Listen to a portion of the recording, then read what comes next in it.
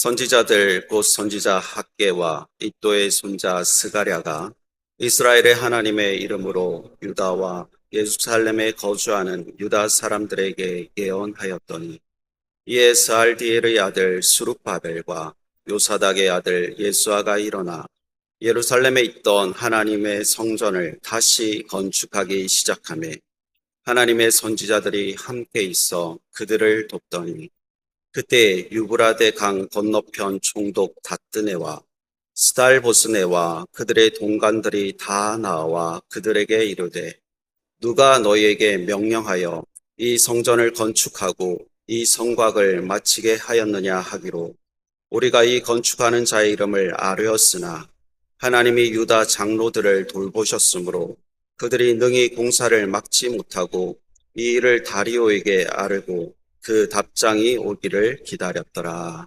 아멘. 역사의 주권자이신 하나님을 예배합니다. 하나님, 우리의 삶을 되돌아보면 언제나 하나님의 선하신 손길이 있었음을 깨닫게 됩니다. 그런데 막상 현실을 살아갈 때는 하나님의 손길이 함께하고 계심에도 불구하고 믿음이 연약한 우리는 종종 이미 계신 하나님을 다시 찾곤 합니다. 하나님, 우리의 믿음이 강건하길 원합니다. 어제도 함께 하신 하나님께서 오늘도 함께 하시고 내일도 함께 하실 것을 믿으며 믿음의 걸음으로 축복을 누리기를 소망합니다.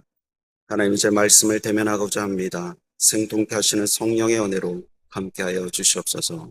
예수님의 이름으로 기도합니다. 아멘. 하나님께서 바사왕 고레스를 감동시켜서 칙령을 내리게 하셨습니다.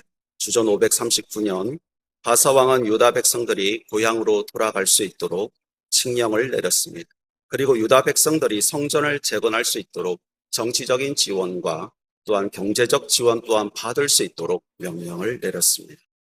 또한 느부갓네살 왕이 예루살렘 성전에서 탈취해서 자신들의 신을 섬기는 곳에 남겨두었던 성전의 기물을 다시 돌려주면서 가져갈 수 있도록 해주었습니다. 이런 고레스 왕의 지지를 받아서 다윗 왕가의 후손이었던 수룹바벨과 제사장 아론의 혈통인 요사닥의 아들 예수아를 필두로 하여 백성 49,898명이 고향으로 돌아왔습니다. 그리고 3년 뒤에 주전 536년 그들은 감격스럽게도 성전의 기초 공사를 시작했습니다. 그러나 그 감격이 오래 가지 못했습니다. 공사를 계속할 수 없었습니다. 그 배경은 이렇습니다. 사마리아인들이 성전 건축을 같이 하려고 왔는데 주로 유다와 베냐민 지파로 구성된 1차 귀환자들이 그 사마리아인들을 대적이라고 표현할 정도로 그렇게 표현하면서 그들을 용납할 수 없었던 것입니다. 왜냐하면 사마리아인들은 아수르 정책에 의해서 혼혈 민족이 되었고 민족의 정체성을 잃은 것으로 보았기 때문입니다. 귀환자들 허락을 받지 못한 사마리아인들은 이제 마음을 돌이켜서 성전 건축을 방해하기로 마음먹었습니다. 그들은 아하수에로 왕이 즉위할 때 고발하는 글을 올렸고 아닥사스다 왕의 시대에도 고발문을 올렸습니다. 그들은 포로 귀환자들이 공사하는 것을 내버려두면 왕의 땅이 줄어들 것이고 그들은 반역을 일으킬 것이라고 그렇게 고발을 했습니다. 결국 아닥사스다 왕의 조서가 내려지면서 사마리아인들은 정치적 수단으로 성전 재건 공사를 완벽하게 막았던 것입니다. 1차 귀환 공동체는 거룩한 성전의 재건의 꿈을 가지고 귀환했지만 그것을 진행할 수 없었습니다. 이제 왕의 조서가 내려져서 그 왕의 명령을 어길 수 없었기 때문입니다. 그렇게 희망이 사라져버린 공동체는 하나님의 꿈을 망각하기 시작했습니다. 사명의 날이 무뎌지기 시작했습니다. 현실에 안주하기 시작했습니다. 더 이상 아무런 기대나 소망이 없는 그런 절망적인 단계를 지나서 이제는 망각의 단계에 이르고 있었습니다. 그런데 역사는 이렇게 종결되지 않았습니다. 15, 16년이 지난 어느 날 성전 재건의 꿈을 주셨던 하나님께서, 포로 생활을 청산하고 고향으로 돌아오게 하신 하나님께서 다 포기해버린 그들에게 다시 거룩한 꿈을 일깨워 주시고 그들의 가슴을 뛰게 하셨습니다. 그리고 그 꿈을 성취할 수 있도록 이끌어 가셨습니다. 저는 오늘 본문 말씀을 중심으로 해서 하나님께서 주신 그 거룩한 꿈을 하나님께서 어떻게 이끌어 가셨는지를 살펴보려 합니다. 이 메시지에 성령께서 은혜로 임하셔서 저와 여러분의 그 가슴 속에 깊이 묻어두었던, 그리고 감추어 둘 수밖에 없었던 그 거룩한 꿈에 심장 박동이 돌아오고 거룩한 결단으로 이어지는 귀한 시간 되기를 소망합니다. 그러면 하나님께서는 어떻게 하셨습니까? 첫 번째, 하나님은 메시지를 주셔서 우리의 가슴을 다시 뛰게 하실 것입니다. 봉사가 중단된 지 15, 16년이 지난 어느 날 두 선지자가 등장합니다. 1절을 보시면 선지자들, 곧 선지자 학개와 윗도의 손자 스가랴가 이스라엘의 하나님의 이름으로 유다와 예루살렘에 거주하는 유다 사람들에게 예언하였더니라고 말씀합니다. 먼저 선지자 학개의 메시지는 이러했습니다. 학개서 1장 2절에서 5절의 말씀을 보면 만군의 여호와가 이같이 말하여 이르노라. 이 백성이 말하기를 여호와의 전을 건축할 시기가 이르지 아니하였다 하느니라. 여호와의 말씀이 선지자 학개에 임하여 이르시되 이 성전이 황폐하였거늘 너희가 이때에 판벽한 집에 거주하는 것이 옳으냐.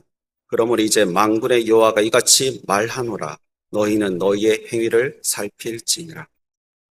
포로했던 백성들이 성전 재건을 위해서 고향으로 돌아왔지만 아닥사스다 왕의 조서 때문에 건축을 계속할 수 없었습니다. 아직 시기가 이르지 않았다라고 변명하면서 자신들의 집은 화려하고 멋지게 짓고 있었던 것입니다. 그래서 하나님께서는 학개 선지자를 통해서 너희 행위를 살피라고 강력하게 메시지를 선포하셨습니다. 그리고 2달 뒤의 일입니다. 윗도의 손자인 스가랴도 예언을 했습니다. 윗도의 손자라고 되어 있는 것은 스가랴가 제사장 가문의 후손임을 보여주는 것입니다. 그래서 그의 메시지가 회복에 있다라는 것을 암시하고 있습니다. 그래서 스가랴 1장 3절 말씀을 보면 만군의 여호와께서 이처럼 이르시되 너희는 내게로 돌아오라. 만군의 여호와의 말이니라. 그리하면 내가 너희에게로 돌아가리라. 만군의 여호와의 말이니라. 스가랴 1장에서 그는 자비를 베푸실 하나님의 뜻을 알렸습니다. 그리고 스가랴 4장에 이르러서는 스룹바벨이 성전의 기초를 놓았으니 그 일을 마칠 것이라고, 그것이 바로 하나님의 뜻이라고 선포하면서 백성들을 확신시켰습니다. 두 선지자의 메시지를 들은 백성들은 어떻게 됐을까요? 그들은 움직이기 시작했습니다. 하나님은 오늘날도 이렇게 역사하십니다. 학개 선지자의 메시지처럼 때로는 찔리는 말씀을 받게 하시는 경우도 있고, 스가랴의 메시지처럼 위로하고 회복하게 하시는 말씀을 주실 때도 있습니다. 그런데 그 메시지는 결국 우리로 하여금 살아있는 메시지로 듣게 하셔서 우리의 가슴을 다시 뛰게 하십니다. 성경 묵상할 때 만난 한 구절이, 때로는 설교 중에 들리는 한 문장이, 아니면 찬양하거나 기도할 때 내뱉던 그 단어가 심장 박동을 느끼게 하는 경우도 있습니다. 그렇게 성령의 감동으로 우리의 심장을 다시 뛰게 하는 메시지라면 하나님의 메시지로 받고 포기하고 중단했던 거룩한 꿈을 향해 다시 나아가는 우리가 되길 바랍니다. 두 번째, 하나님은 돕는 사람을 붙이셔서 거룩한 꿈에 다가가게 하십니다. 두 선지자의 메시지에 찔림과 회복의 은혜를 누린 공동체가 움직이기 시작했습니다. 2절에 이에스알디엘의 아들 스룹바벨과 요사닥의 아들 예수아가 일어나 예루살렘에 있던 하나님의 성전을 다시 건축하기 시작하며 하나님의 선지자들이 함께 있어 그들을 돕더니 중단했던 거룩한 꿈이 하나님의 성전을 다시 건축하기 시작했습니다. 스룹바벨과 예수아가 앞장섰습니다. 귀환했던 공동체도 그 일에 동참해서 그 일을 동력했습니다. 하나님의 선지자들도 그들과 함께하면서 도왔습니다. 모두 서로 도와가며 거룩한 꿈을 향해 나아가고 있었던 것입니다. 방해하는 세력이 없었을까요? 물론 있었습니다. 환경이 변하거나 조건이 달라지지 않았습니다. 실패할 확률도 여전히 큽니다. 정치적이며 사회적인 부담도 있습니다. 공사를 중지하라는 아닥사스다 왕의 조서가 그대로 있기 때문입니다. 분명 공사를 다시 시작할 수 없는 상황이었습니다. 그러나 하나님께서 하시고자 하셨기 때문에 일이 성취되기 시작합니다. 하나님은 그 폭풍 가운데로 돕는 사람을 보내주셔서 하나님의 일을 이루어 가셨던 것입니다.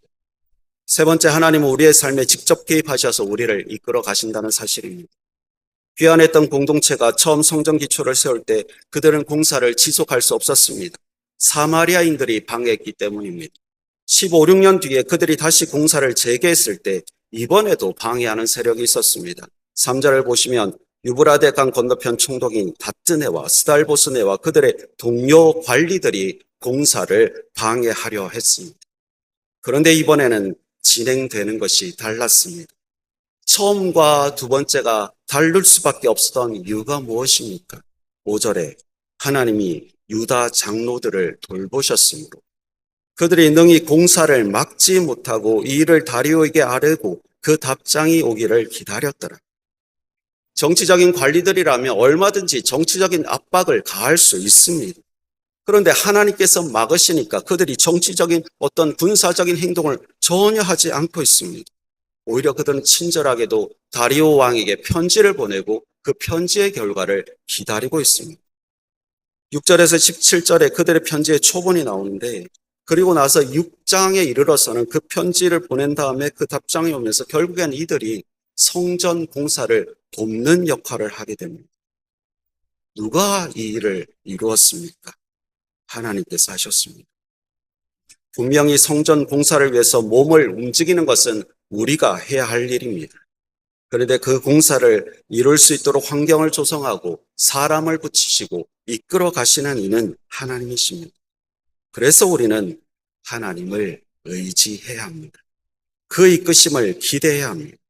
그렇게 우리가 무엇을 하든지 임재하시는 하나님 앞에 오롯이 설 때 하나님의 놀라운 이끄심을 경험하게 될 줄 믿습니다.